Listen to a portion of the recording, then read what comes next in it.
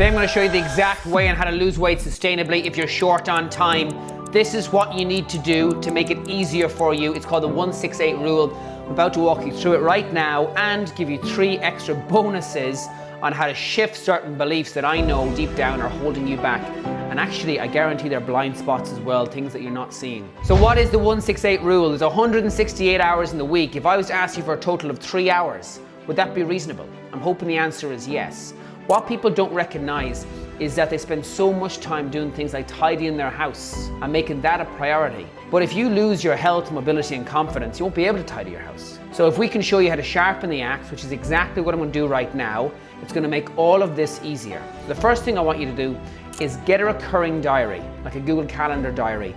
And I want you to set up a block of time that's recurring that can't be booked into, which is when you're actually going to exercise and train. It could be walking, it could be steps, it could be cycling, it could be resistance training. But block off that time. My recommendation, do it first thing in the morning. Get up a little bit earlier. That means before the world wakes, you've got that done. No matter how stressful your day, you've got that done. And that's really, really important, because that also stops the pattern of behavior of procrastination that I know will also certainly hold you back. And procrastination happens because we downplay the problem. We say, oh, I know what I need to do, it's not that bad. It also happens because we're afraid we'll fail. And it happens because we don't come first. Procrastination starts with overthinking, which exacerbates fear. And what that does is it leads to us putting it off, and we fail to realize that procrastination is a thief of success. So if you have made a promise to yourself now to do something to address this properly, click the link in the description, join our completely free sustainable weight loss support group delivered by dietitians, psychologists, physios, personal trainers, behavior change coaches, and join 84,000 women just like you, probably older than you. Many of them in their 80s, by the way, a lot of them in their 60s and 50s. Join those ladies and actually do something holistic to address it. Not just one side of the coin, holistic, address all of it. Mindset, nutrition, and training. And sleep as well. A lot of you are struggling with sleep here, and we have a full team of sleep specialists that are going to give you lots of trainings in that group on how to overcome that. So don't put that off. Don't procrastinate. Keep that promise to yourself.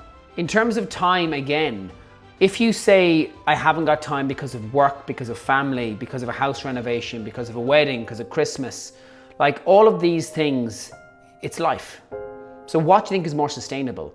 We teach you how to lose weight during these periods of life, or we wait until you have a clear run of no interruptions?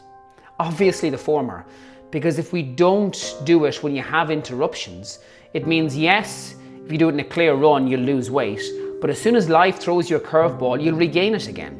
And you'll keep going around that cycle. That's really frustrating, which is why sustainable weight loss needs to actively include holidays, house renovations, or Christmas, or weddings, or things that can make it more difficult for you. Because you don't have to deprive yourself. You get to do like these things with fun. You get to enjoy your life. You get to have an alcoholic drink if you want that. I'm sitting here with an Irish accent. I'm not going to tell you I don't enjoy a drink. Of course I do. I want you to have that balance. I don't want you to have temporary results ever. And that's really important. So again, don't allow a perception of you not having enough time to hold you back. Yes, you probably have more responsibilities than a lot of people. You could be caring for elderly parents. You could have a very busy job, a long commute. You could have some trauma that's happened in the family, or some really tough times at home with a son, daughter, a sick grandchild, or perhaps a partner that's unsupportive. We've helped so many women also going through these struggles achieve in spite of these obstacles. I don't want you to lie down to that belief that you can't do it because of them. Of course there are limitations, of course we'll acknowledge them, but we're never going to lie down to them. If we do that, then we can't help. And I don't want you to become overwhelmed with thinking I have to do all of these things, one foot in front of the other. Sometimes waking up in the morning and just taking one extra step, or putting one foot in front of another, especially after trauma, that in itself is an accomplishment, and that should be celebrated. I want you to be your own biggest fan, not in a woo-woo way, not in a happy clappy way, but I want you to celebrate your successes, and we'll teach you how to do that, so that way you become more confident. That way you actually recognize that of course you can do this. So limiting beliefs like I haven't got time is very, very common. The truth of the matter is, and this is coming from a place of care, you haven't been taught yet how to be able to do what you want to do to lose weight sustainably when you have other responsibilities. So it's not that you haven't got time, it's that you haven't been taught yet how to be able to fit this in around all those responsibilities. We have some people who literally work out 20 minutes 3 times a week, that's it. We have some people who live out of Tesco Expresses and convenience stores because they haven't got time to cook. We can teach you how to do that with ways that will serve you in terms of you getting the results that you want. Not downplaying the problem or saying things like, oh, I know what I need to do, or it's not that bad.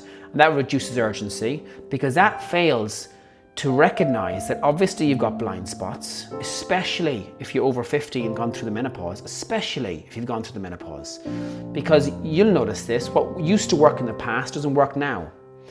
And saying, I know what I need to do, I just gotta go do it, that's not helping you. Because in the nicest possible way, if you knew how to implement certain information, you wouldn't be struggling now. If there weren't blind spots, things that you're not seeing, you wouldn't be struggling now. So I don't want you to waste any more time. So if we say I haven't got time to learn about nutrition, training or exercise, I haven't got time to lose weight sustainably, well, we either make time for our health or we make time for illness or doctor's appointments. And I know you don't want to do the latter. You don't have to be severely overweight for that to be a problem either, because what you do now dictates the next 20 years of your life is going to look like. Whether you have 6 dress sizes to lose or 1 dress size to lose, your happiness is not less important than somebody else's.